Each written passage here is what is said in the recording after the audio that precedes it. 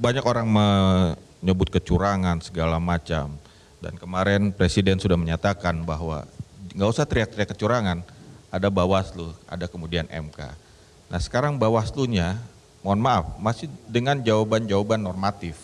Menurut saya itu harus lebih progresif menjawab dugaan-dugaan yang disampaikan, walaupun itu masih sifatnya potensi. Bagaimana Pak Ketua? Mungkin maksudnya Mas Haris gini, saya survei katanya peluit-peluit itu kalau kita beli pasti bunyi, begitu ditiup orang Bawaslu nggak bunyi katanya. Gitu. Iya. Gitu. Padahal Bawaslu sekarang sudah sampai tingkat kabupaten, betul? Lagi menuju kabupaten. Ya. Oke, silakan Pak. Pertama banyak hal yang terjadi ya, misalnya dari keterlambatan, logistik, pembukaan TPS yang terlambat, pelanggaran administrasi, itu masih bisa diperbaiki. Yang agak masalah ketika ada surat-suara tercoblos. Nah, ketika surat-suara tercoblos, maka kami perintahkan kepada teman-teman pengawas TPS, hentikan dulu, periksa surat suara yang ada tersisa. Siapa tahu tercoblos. Dan ini dilakukan. Mereka berhenti, cek kejadian TPS 51 Gunung Putri misalnya.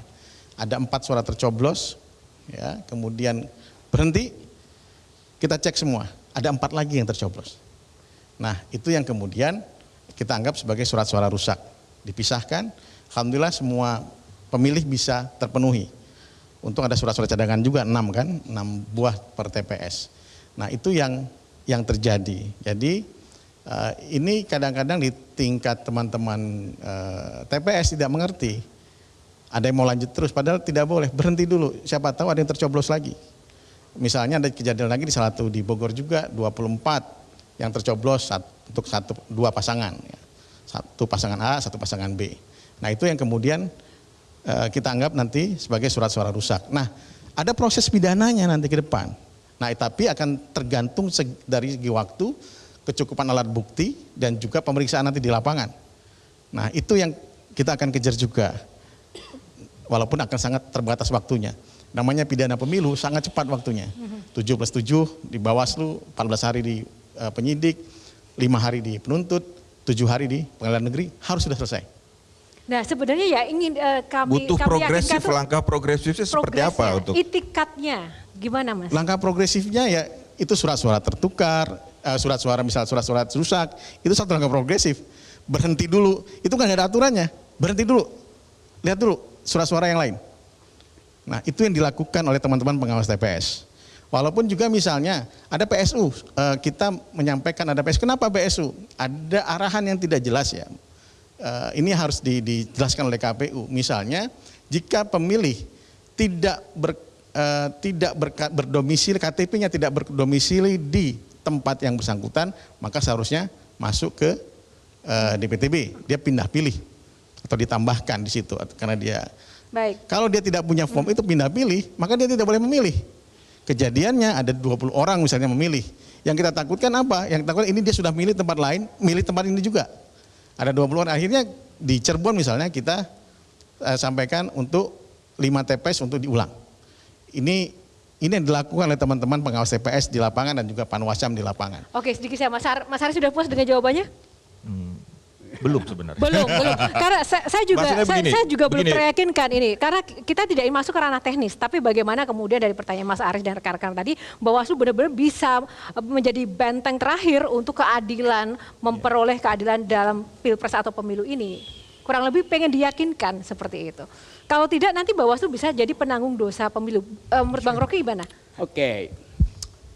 Anda terangkan tadi upaya untuk menghalangi berkembangnya kejahatan pemilu. Kan itu intinya tadi. Dengan memanfaatkan teknologi. Tapi semakin Bawaslu menerangkan, semakin orang cari bukti untuk melemahkan keterangan Bawaslu. Ini beredar ini. Berapa jam lalu saya habis naik gunung karena itu ngaco nih customnya kan. Saya ketemu dengan anak-anak muda di situ. Itu masing-masing megang handphone dan saling memperlihatkan datanya kok beda begini kan. Jadi kecurigaan itu udah jadi grammar di dalam politik kita. Curiga aja kerjaannya. Nah kalau kita dengar keterangan Bawaslu, itu seolah-olah apa yang dia ucapkan, itu upaya untuk menutupi apa yang dia pikirkan.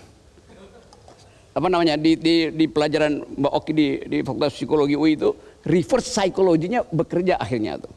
Jadi apapun yang akan diterangkan oleh Bawaslu itu orang kan bilang, ya nggak mungkin begitu, udah pasti curang itu. Kenapa? Karena memorinya pergi pada MK akhirnya kan.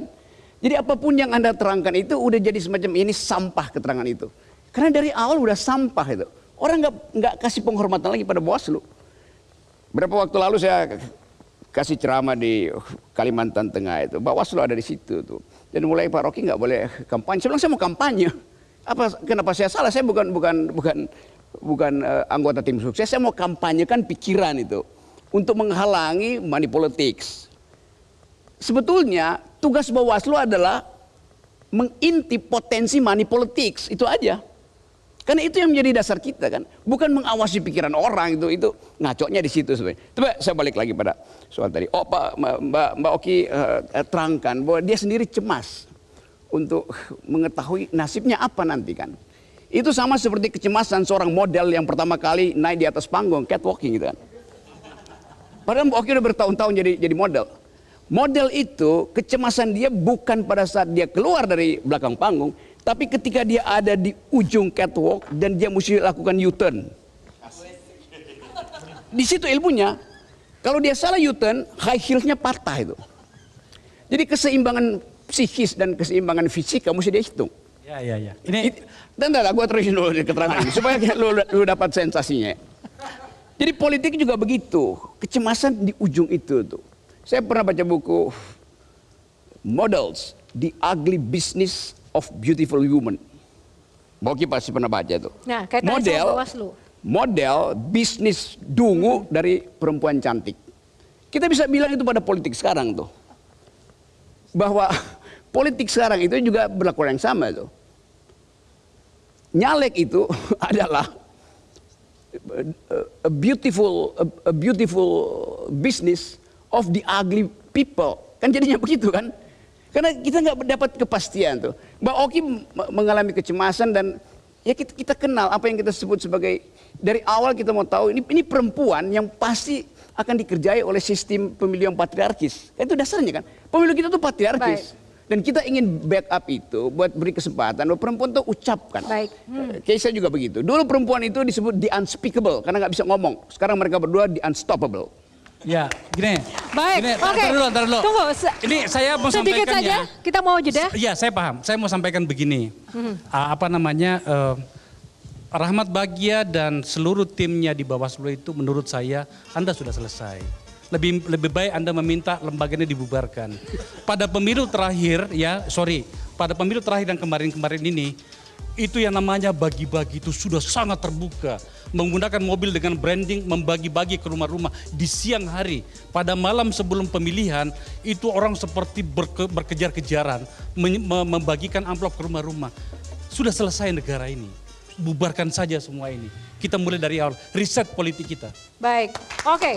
Jelajahi cara baru mendapatkan informasi. Download Metro TV Extend sekarang.